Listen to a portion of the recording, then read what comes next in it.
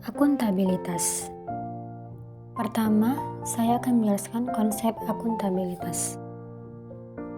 Akuntabilitas adalah kewajiban setiap individu, kelompok, atau institusi untuk memenuhi tanggung jawab yang menjadi amanahnya.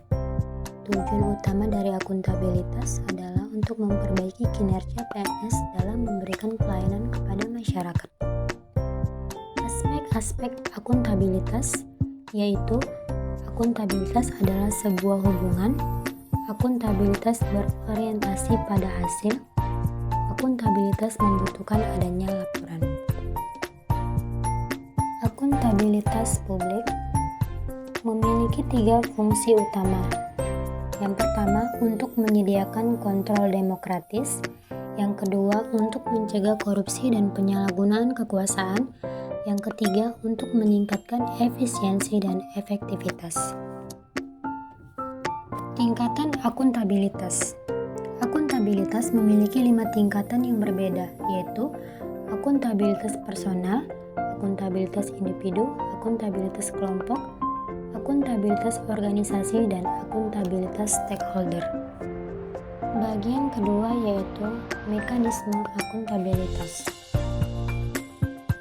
Untuk memenuhi terwujudnya organisasi sektor publik yang akuntabel, maka mekanisme akuntabilitas mengandung dimensi yaitu akuntabilitas kejujuran dan hukum, akuntabilitas proses, akuntabilitas program, dan akuntabilitas kebijakan.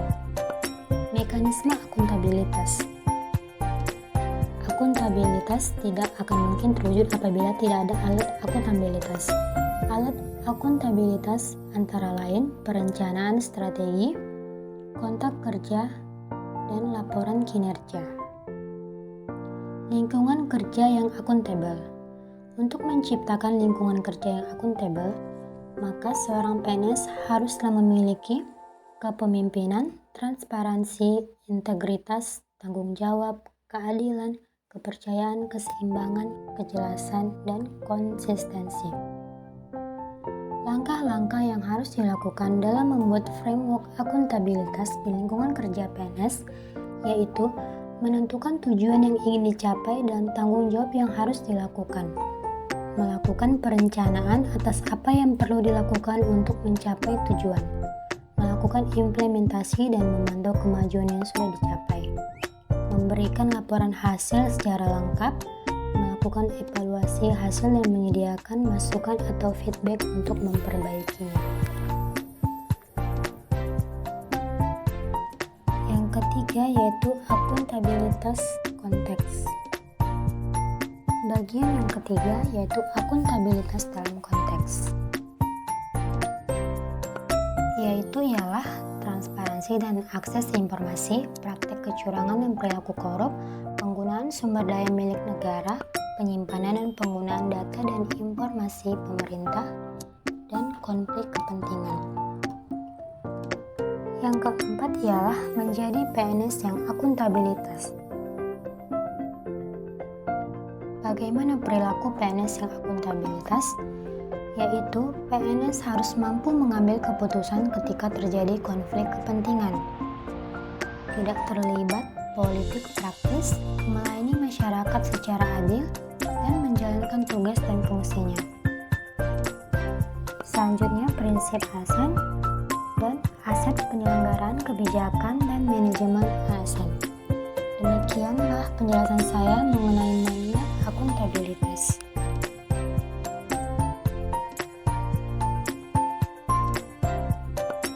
Yang kedua yaitu nasionalisme. Nasionalisme adalah sikap politik dari masyarakat suatu bangsa yang mempunyai kesamaan kebudayaan dan wilayah serta kesamaan cita-cita dan tujuan. Dengan demikian masyarakat suatu bangsa tersebut merasakan adanya kesetiaan yang mendalam terhadap bangsa itu sendiri. Selanjutnya yaitu nilai-nilai nasionalisme Pancasila bagi ASN. Adalah nilai ketuhanan, nilai kemanusiaan, nilai persatuan, nilai musyawarah, dan nilai keadilan. Prinsip-prinsip nasionalisme yaitu hasrat untuk mencapai kesatuan, hasrat untuk mencapai kemerdekaan, hasrat untuk mencapai keaslian, dan hasrat untuk mencapai kehormatan bangsa. Selanjutnya, wawasan kebangsaan, yaitu ilmu tentang kenegaraan. Selanjutnya, yaitu ASN sebagai laksana kebijakan publik, ASN sebagai pelayan publik, dan ASN sebagai perekat dan pemersatu bangsa. Fungsi ASN juga berkaitan dengan nasionalisme. Demikian